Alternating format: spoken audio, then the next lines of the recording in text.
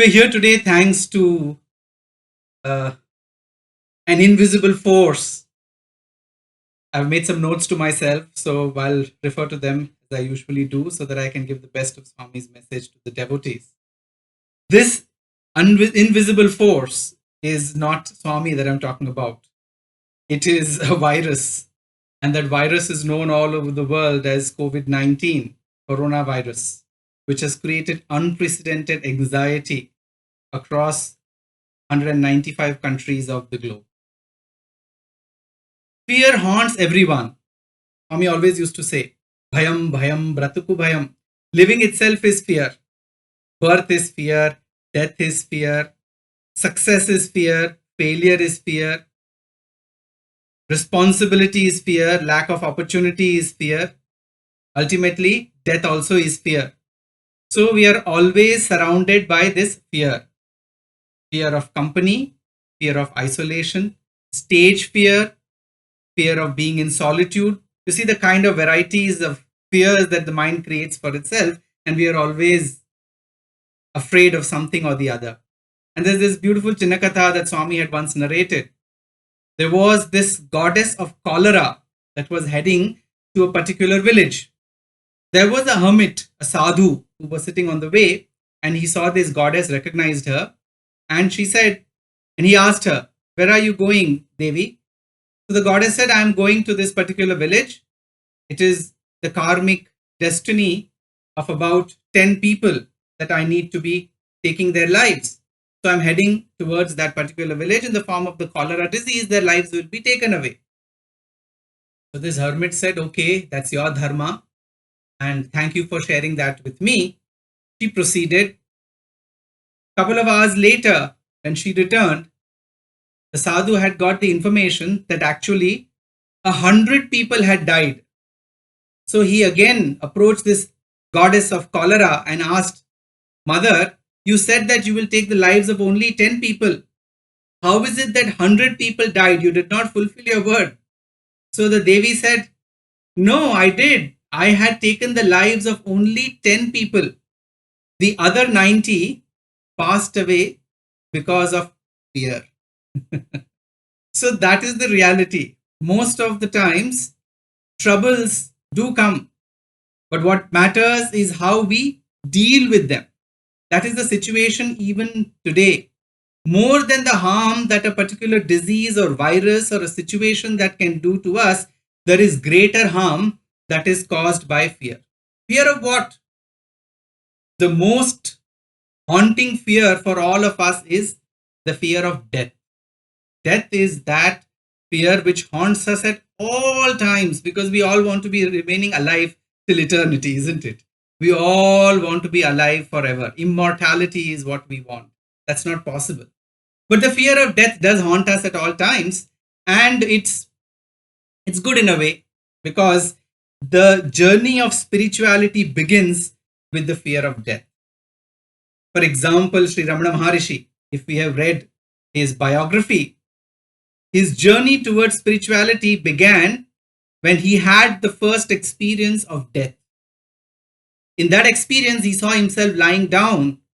He actually started perspiring profusely, and he had an anxiety attack, if we can say in modern terminology.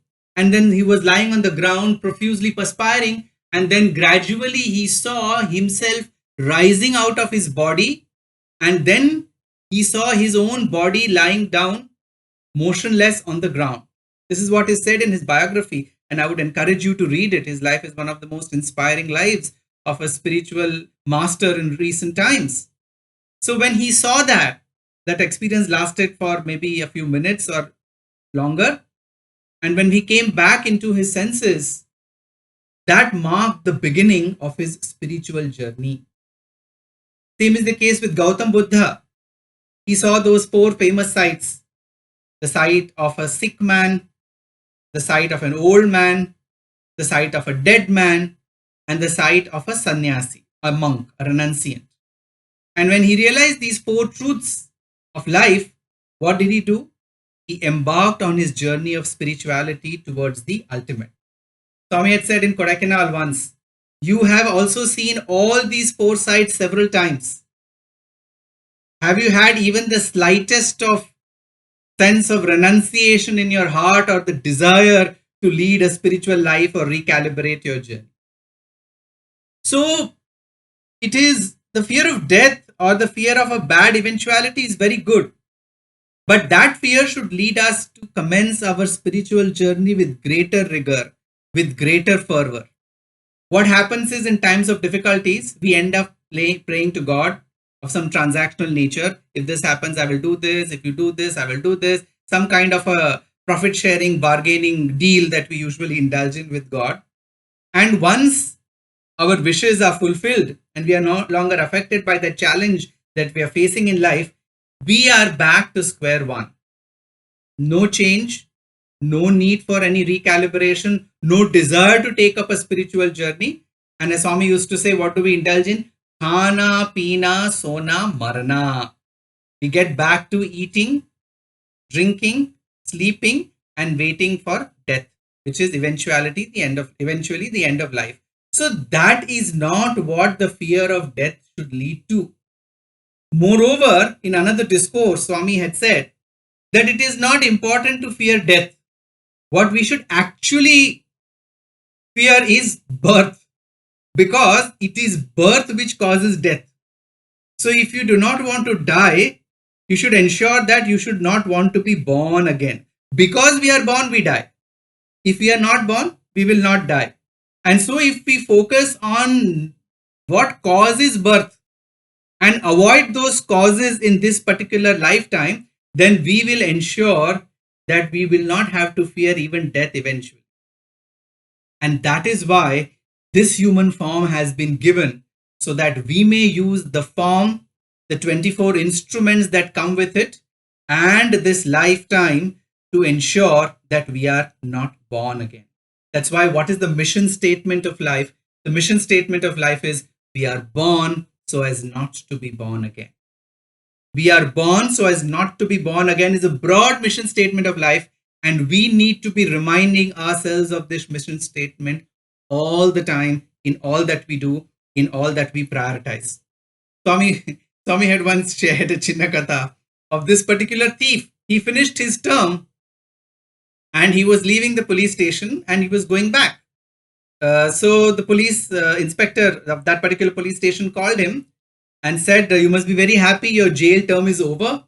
Why don't you come and come to my to the neighboring room, and I'll give you all your belongings which you had surrendered when you were imprisoned.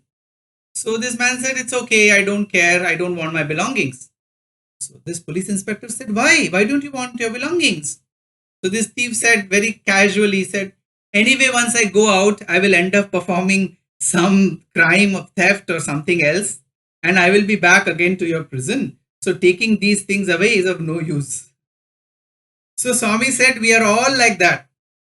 We follow what is common in India is called the March, September, March cycle. What is March, September, March cycle? If you don't pass your exams in March, there is a system in India wherein if you don't finish your exams in March, you don't clear your exams in March, you can give them again in September. The months may vary, but that's the system. It can be April, October, April, but Swami always used to joke as March, September, March cycle. If you don't clear in March, you will clear in September. If you don't clear in September, you will clear in next March, and this journey will keep going on, and you will presume that you will pass sometime or the other by some fluke. Swami says that's exactly how all of us behave. If not this birth, next birth. If not this Janma, some other Janma. We continue to do the things we do. We continue to the baby we are. We do not want to change. We want to fear eventualities without doing anything at our end. And we are waiting that somehow God will shower His grace on us without any efforts from our end. And we will be done through with this journey. This is not going to happen. And so what I'm going to share today is the secret formula of rising above this fear. The answer, the secret formula is in the word fear itself. If we pass this word fear into each of its alphabets, we will get the secret formula which we can use in order to be able to overcome fear in its totality. So let's embark on this journey and see what we can learn in order to overcome fear of any form. This virus is just one occurrence in the current scenario, geopolitical scenario, and has taken huge proportions of several kinds, both mortality and fear. But what we are talking about is not just this particular case in point, but in the larger scheme of things, how we can rise above fear of all kinds. So the first alphabet is F. And this is the first part of the formula. What is F? F stands for, I'll tell you, just wait. Let me first tell you a story that Swami had narrated. The story is of this particular preacher. He used to preach the Bhagavad Gita as a means of livelihood. And in the process, he would go from different courts of different kings and then go there and request an opportunity to present the Bhagavad Gita. And having presented the Bhagavad Gita, he would then ultimately expect some returns in terms of some gold coins or some material benefit so that he can support his family, and that would be his livelihood. So he went from court to court, and most of the kings obliged him until he went to one particular king's court, and that king said that he sent a message to the minister that I want an opportunity to present the Bhagavad Gita before the king and the court, and please approach the king and request him on my behalf. So this minister went to the king and came back with a reply that the king has said that tell the preacher that he should first internalize the message of the Bhagavad Gita himself before attempting to preach that to others. So this enraged this preacher beyond measure.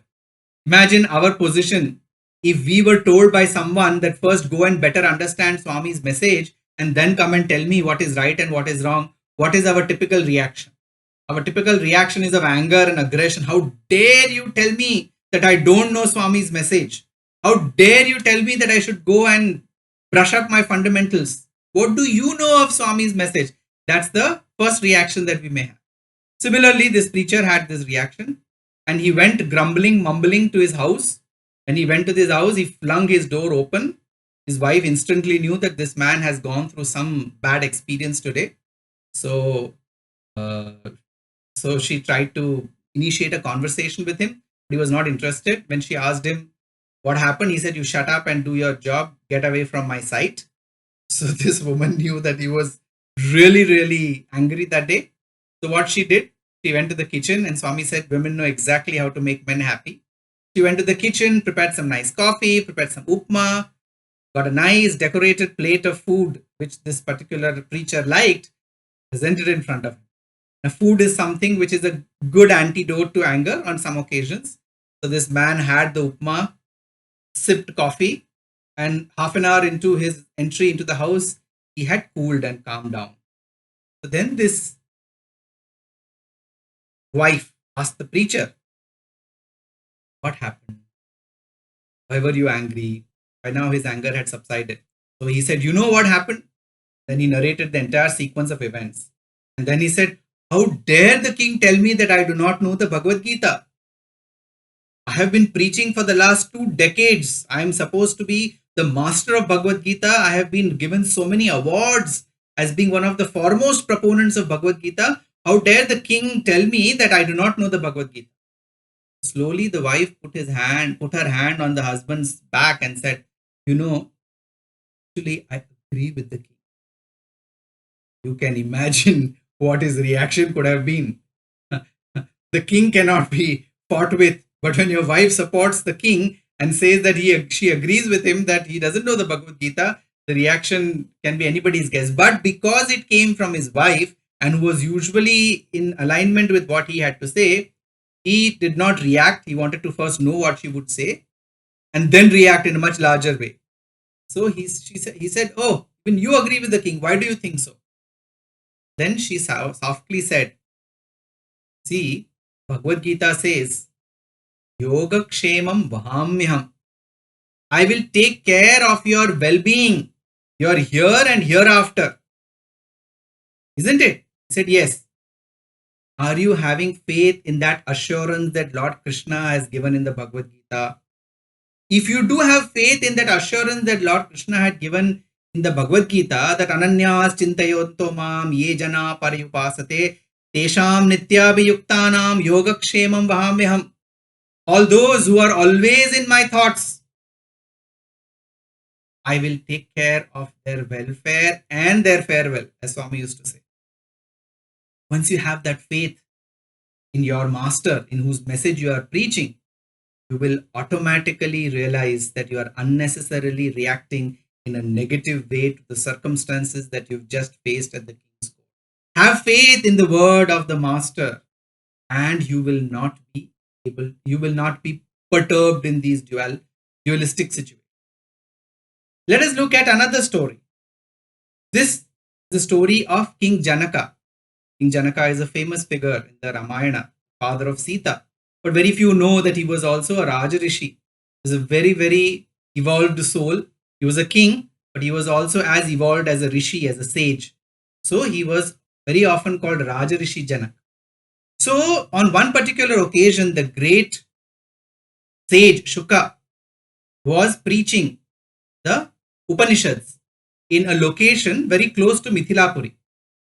When King Janaka came to know that Shuka, the great sage Shuka, who was son of Vyasa, who is supposed to have narrated the Bhagavatam to Parikshit, so on and so forth, has come to a location very close to his headquarters, which is Mithilapuri, he himself went there and he pleaded in front of the sage that please give me an opportunity to be your disciple. And for all the days that you're going to be near Mithilapuri, I would also like to attend your lectures and benefit from your supreme wisdom. So Sage Shuka instantly agreed. He said, yes, Maharaj, you're most welcome. It's my honor to have you as my disciple and sit amongst the other disciples in this particular place. So the things began. These other disciples felt a little threatened because, when a particular high-flying personality comes into the midst of others, the others feel a little threatened. It's natural, human nature.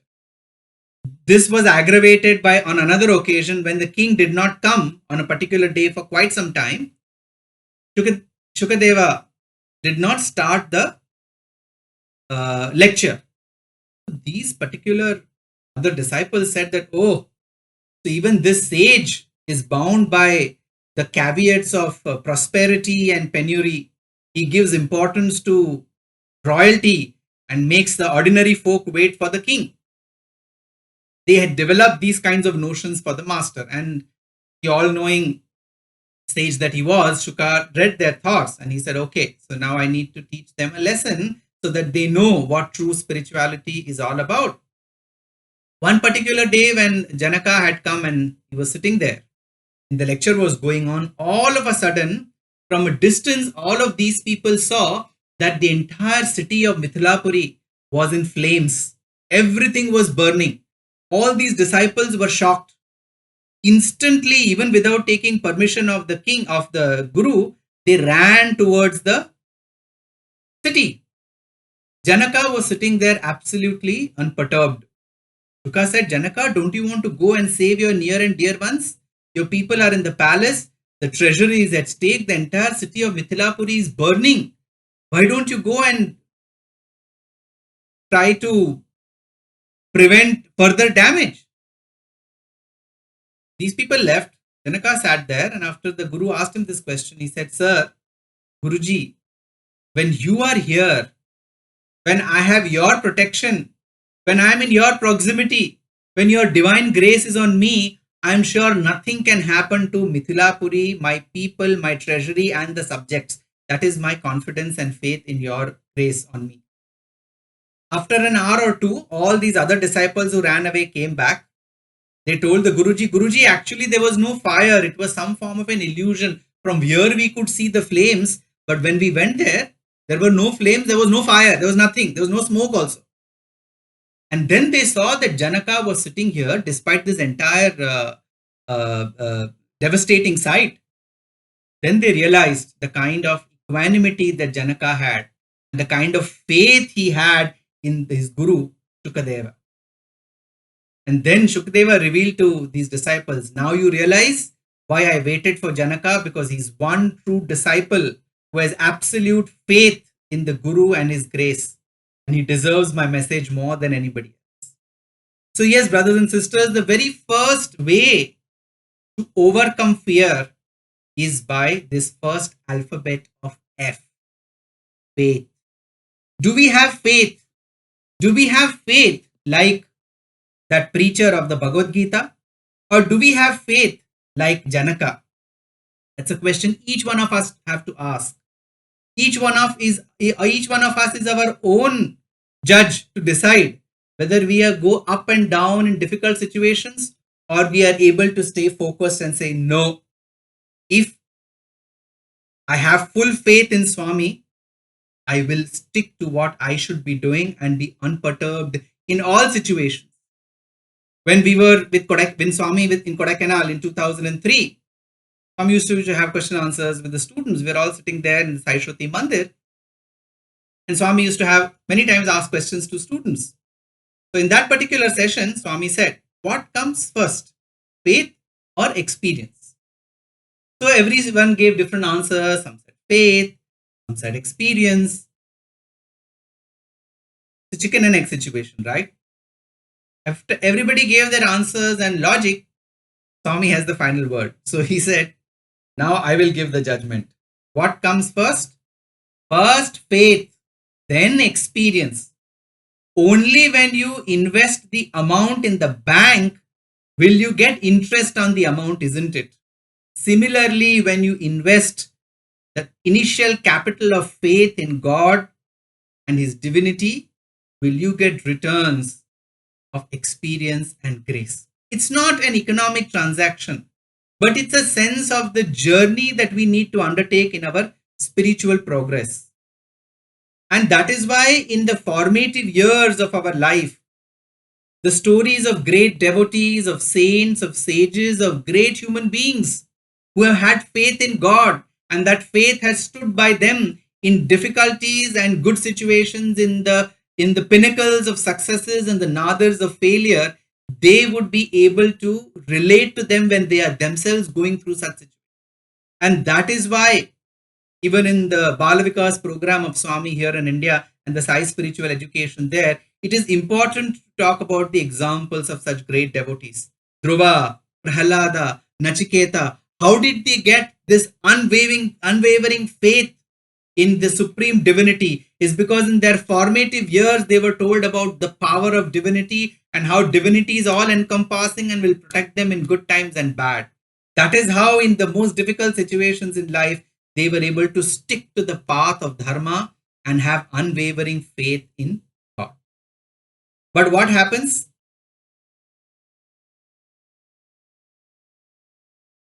I'll give you another example.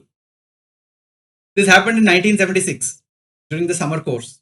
The summer course was in Uti, Uttarakhand, in the beautiful Nilgiri hills of Uti. And there what happened was that on one particular day, I think it was the penultimate day, and Swami materialized a medallion. That medallion had the map of India, and on that map, Swami had indicated 18 major centers of the Sai mission that will come up in the future. Swami went around with that map to all the participants and was showing them the map. Now it was a very small map and the writings were in Sanskrit, in absolutely small, minuscule that we couldn't even read. So everybody was trying to see, but they couldn't read. So what they were all doing, they were touching the medallion. And Swami kept saying one thing, I'm here only, but I'm here only, but I'm here only. Kept on saying, but I'm here only. And he went around. People didn't know why Swami is saying, but I'm here only. By the time the entire darshan of that medallion was over, Swami came back to the podium and then he said, I am here only. He still didn't understand. In the meanwhile, apparently that medallion vanished. Then Swami said, but I am here only. What is the message? Swami said, we are all enamored by creation. We are enamored by this diversity of the world. We are enamored by all the things that we see and experience. And in the process, we forget the undercurrent behind all of that, that is God. We are enamored by the creation, but we forget the creator. All of you, Swami said, were enamored by my creation, this particular medallion. But you forgot that I am here only. You are all taking namaskar of this medallion. but you were not wanting to take my path namaskar because you were enamored by this creation. That is the mistake that we make. We have faith in the power of this particular virus to cause us harm, but we do not have faith in the creator of this virus, that is God himself, that he will protect us. Millions, I would say billions of people have faith in the existence of this invisible virus. You can't see it. Scientists are saying it exists. People are dying. So many thousands are affected. And you are believing that, of course, it is true, because through scientific equipment, you are able to see the virus under whatever microscopic conditions, and the reactions of that are right in front of us. So we are willing to believe an invisible virus and the cause of fear that it will create death. It will lead to our death or a disease. But we are not willing to have faith in an apparently invisible God who has the power, who has given darshan, who has given his experiences, who has given his message millennia after millennia in different forms and different ways, and the experience of the people who have lived that message, that he will not confer death, but he will confer deliverance from death once and for all. That is the kind of the dichotomy of faith that we are all facing. I think we need to be able to see what our priorities should be. Tommy had once said, for all the worry that you have about your wife, your children, your property, your friends, your wealth, your estate, and all the other things that you want to protect, and the time you invest in spending, the time you spend in order to protect these things that you are so particular about, if you spend a small, minuscule amount of that time in thinking about God, his grace, his majesty, his glory, his divinity, you will be redeemed forever and more. Think about it. How much time do we spend in all the things of this world that we have to leave behind and go? And how much time do we spend on God, whom we have to ultimately reach? The proportion of this time will indicate the kind of priorities. During the summer course in 1995, and I made a note here, Swami said, God is verily the basis of our existence. Great devotees like Bhishma and others reaffirm that. Great jnanis like Shankaracharya and others affirm that. But we are not willing to have faith in this divine origin and the very essence of our existence. Why? Because we are always worried about the future and fear about how it will be. Spirituality, in contrast, is always about the present. Spirituality is living in the present, here and now. Whatever we do is what spirituality is all about. Fear takes our focus to the future and makes us worry about a situation which we are not even aware of, how it will be, what it will be. Is it in our control? Can we do anything about it? And we invest disproportionate amounts of our time visualizing different doomsday scenarios, and then think and fear about it. Oh, what will happen to me? What will happen to me? Instead of that, thinking of what I can do now and how I can utilize this moment to the best of my capabilities. That is the essence of our spiritual endeavor. Who is the ideal of faith in God? Swami always used to highlight the role of the Pandavas as epitome of what faith in God should be. When Draupadi was dishonored in the court of Hastinapura by Dushasana at the command of Duryodhana, Krishna was their sole refuge. When Ashwathama killed the Upapandavas, all the 5 sons of Draupadi, after the victory in the war of Mahabharata, they considered Krishna as their sole refuge. At the pinnacles of their success, when they performed the Rajasuya Yajna, they venerated Krishna with the Agratambulam, the first puja to be performed after the Rajasuya Yajna. And in the nadir of their existence, when they were exiled in the forest for 13 years, Krishna was what they had their full faith and attention. That is the kind of faith we need to have in all times and situations, good and bad, success or failure. That is the kind of faith we need to have as Sai devotees. I'm reminded of an experience of my own great grandmother. Srimati Kanta Gauri Shah. She came to Swami in 1965. Those years, Prashant Lem Ashram wasn't that well equipped. Most of the devotees used to sit under the trees and they used to be cooking their own food. They used to get their own ingredients to cook the food, stove, matchbox. The items required to cook were available in the local market. They used to get that. They used to cook food. They used to manage their day somehow. But the greatest advantage was Swami used to compensate this lack of basic amenities by giving himself in abundance. He would go from tree to tree, greet devotee to devotee, sometimes even partake of the food they have cooked and say, "What have you made for me?" So all of them would every day end up making some special thing, hoping that Swami will come and partake of what. And that time Swami used to tell them, "Make the most of this opportunity. These days will not come back. I will not be accessible to this extent in the future." 1965, we'll fast forward to 1974. All those 9 years, we regularly used to go to Puttaparthi. Whenever Swami came to Bombay, she used to go for darshan. Swami came for establishing Dharmakshetra. Thereafter, he came every year. So many opportunities. He went to East Africa from Mumbai. He presided over the first World Conference of the Satsai organizations in Bombay. So many events and so many opportunities. She used to make the most of it, go for darshan, and consider herself blessed till the year 1974 when she was diagnosed with an advanced stage of cancer.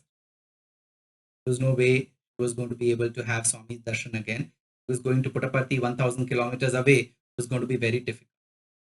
So she was all the time, she was a homemaker, so she was taking care of her family. Now that attention shifted to taking care of her health and going to whatever radiation treatment back and forth.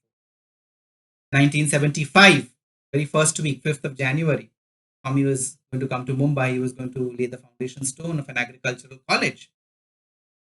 And I believe the moment he landed, he asked one of the senior devotees, "How is so and so?"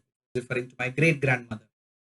They said that she's in a situation, she's quite bedridden, suffering from the terminal stage of cancer, and hence she's not doing well. Swami said, "Tell her I will come to see her this."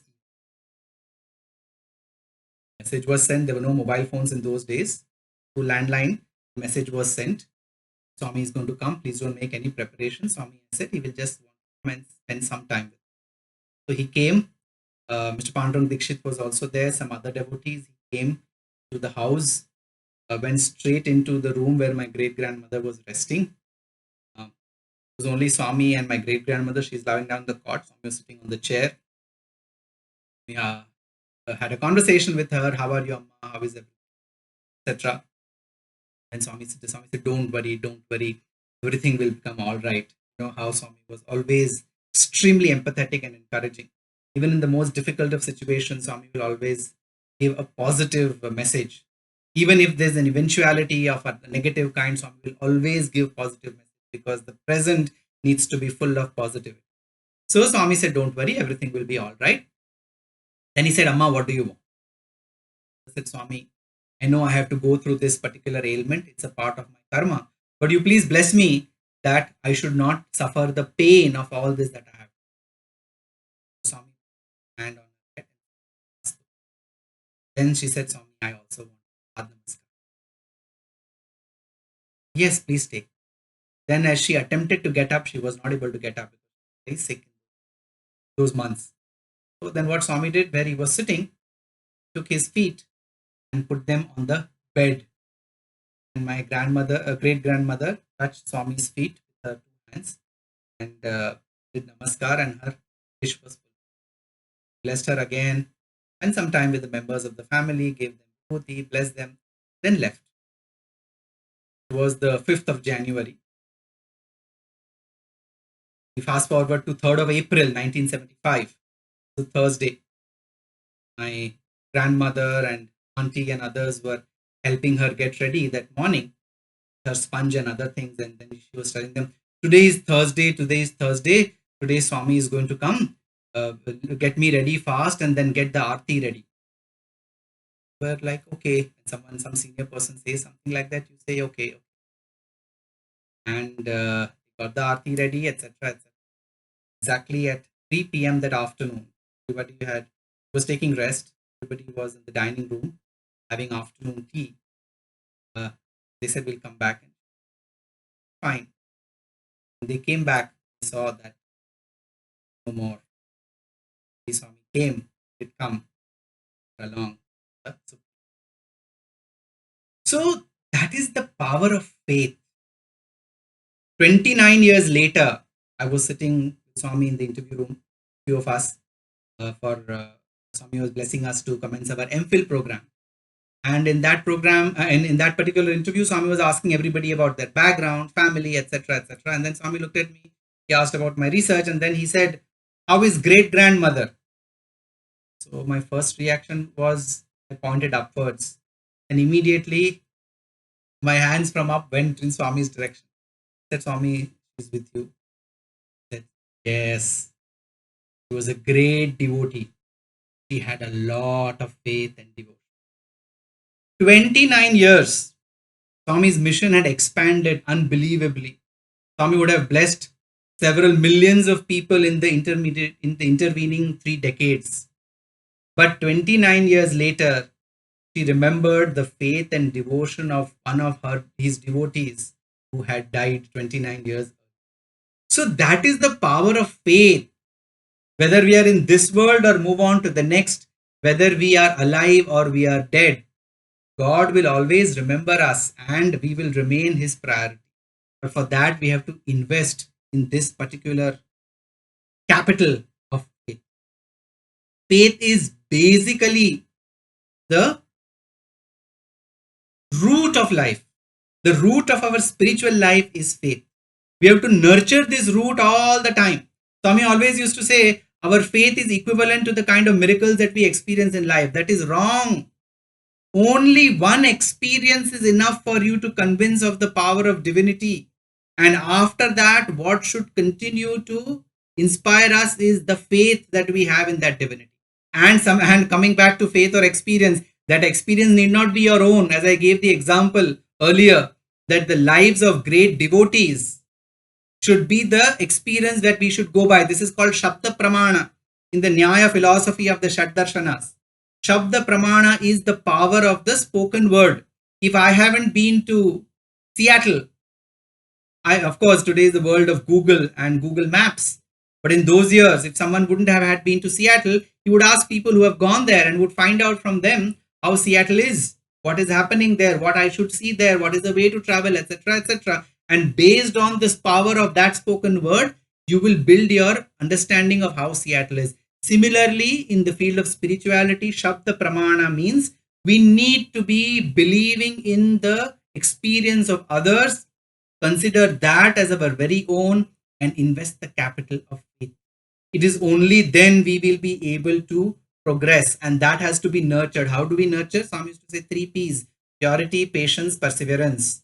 This seed of faith, which will eventually grow into a full-fledged tree, have leaves, fruits, and give shade not only to us, but to the people around, and the fruits of bliss that we will enjoy out of this investment of faith will be possible through these 3 P's. I'm reminded of a song which Mirabai, the great saint poet of Rajasthan, used to sing.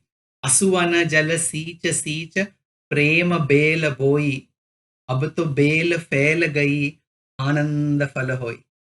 I have watered this creeper of love with I have nurtured, I have nourished this creeper of love with tears of devotion. I have literally irrigated it with the tears of devotion. Now this creeper of love and faith in God has grown so huge and vast. Now I will experience the fruits of this. This is the story of every single devotee. But Swami used to say our faith should not be transactional. In one discourse, Swami joked, what do people do? They go to Tirupati and they said, oh Lord Venkatramana, we have come here by your divine grace. I am going to invest a lottery in the next week. Please ensure that I get a particular amount of money. If I get that, I will come and offer my hair to you. And then Swami said, you have Uchchamaina Ashalo. You have great desires, Uchchamaina, great desires. But you make such Tuchchamaina transactions, such trivial transactions with God for such superior desires that you have. Superior in terms of material benefits. So we should not be transactional in our faith with God. Some used to say, don't be a servant in the household of God. Be a family member. What does a servant do? He clocks the amount of time he spends in the master's household. You have someone coming to take care of your house, cleaning, washing, or even if you go to the office, you're an employee. What do? You are all the time looking at the watch. You clock 8 hours, you get a particular salary. That's about it. Don't be a servant in the household of God. Be a member of the family of God. What does the member of the family do? He doesn't look at the watch. He does everything as his or her duty, like the lady of the house. Everything she does takes care of the kids, of the husband, of herself. The husband also takes care of the wife, the kids, the parents, everybody, and does not look at the watch because he's a family member. Swami said, be like a family member and you will be treated like a family member by God. Be like a servant and you will get limited benefits from God. So in this journey of faith with God, let us be a family member in the divine family. Let us not be a servant, an employee in the divine family.